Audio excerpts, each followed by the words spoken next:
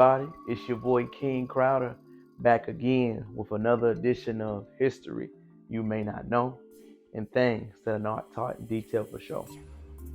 Today's lesson is a very touching and emotional subject. I just want to put out there first thing that it will be some sensitive things being discussed today. I want to put it out there, so if you don't want to hear about it, I completely understand. But I believe stories like this, we need to highlight. Being a historic guru that I am, we must talk about the good, the bad, and the ugly. So today is really the ugly side of our history, not excluding everything else. This is a serious, sensitive subject. And today we will be talking about the story of Recy Taylor. Recy Taylor's Untold story is about assaults that happened to women that are Black Americans that happened during the Jim Crow time. Recy Taylor was born December 31st, 1919 in a rural Alabama town. Her family were sharecroppers. Her mother died and she cared for her 6 siblings. She continued to work as sharecroppers and began to work around different farms from time to time. And when she was 24 years old in 1944, she married her husband, Willie Taylor. She was a Black American woman working in Abbeville, Harris, Henry County, Alabama. She was born and raised to a family we all know in the Jim Crow South.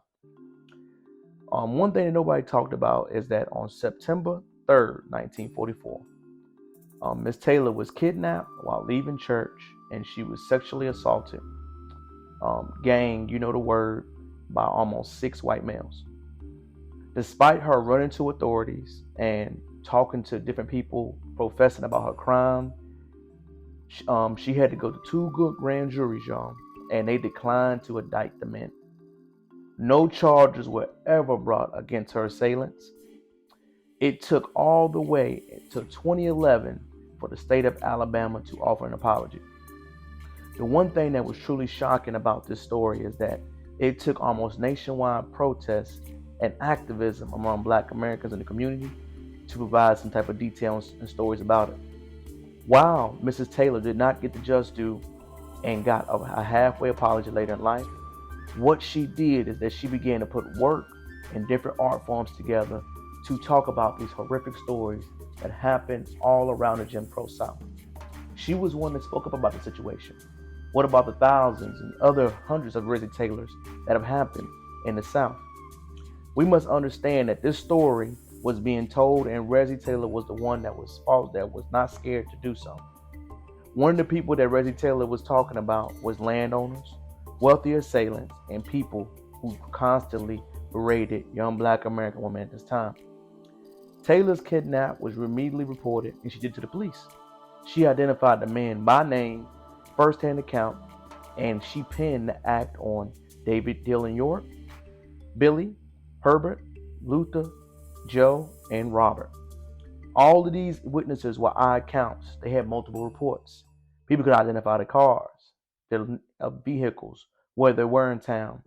The only thing that happened to these individuals, and they will find a measly amount of $250.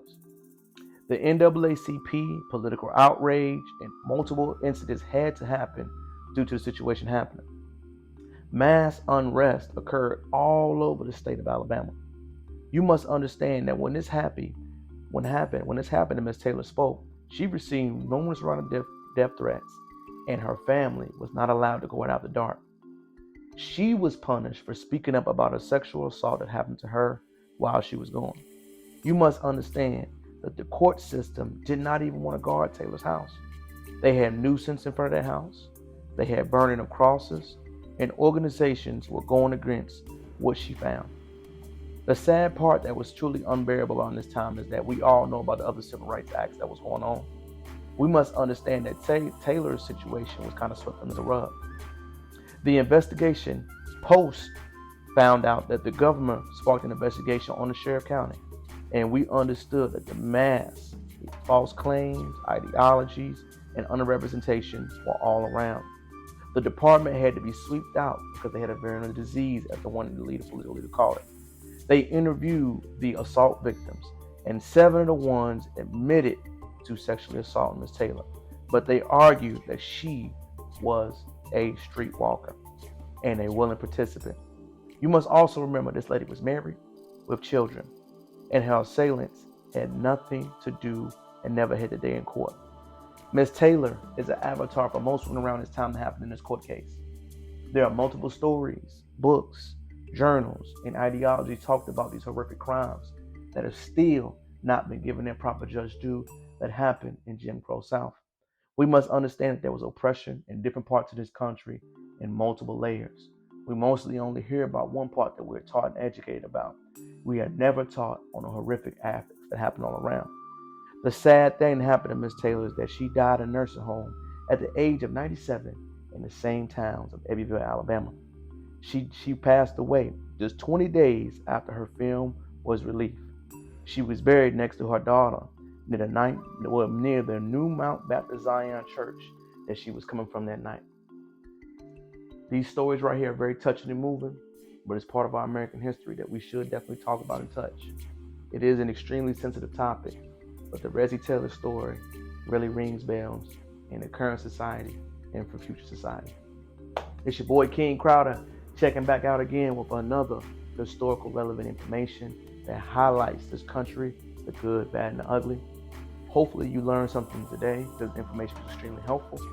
Please comment, like, and subscribe to the channel. Hopefully learn something today.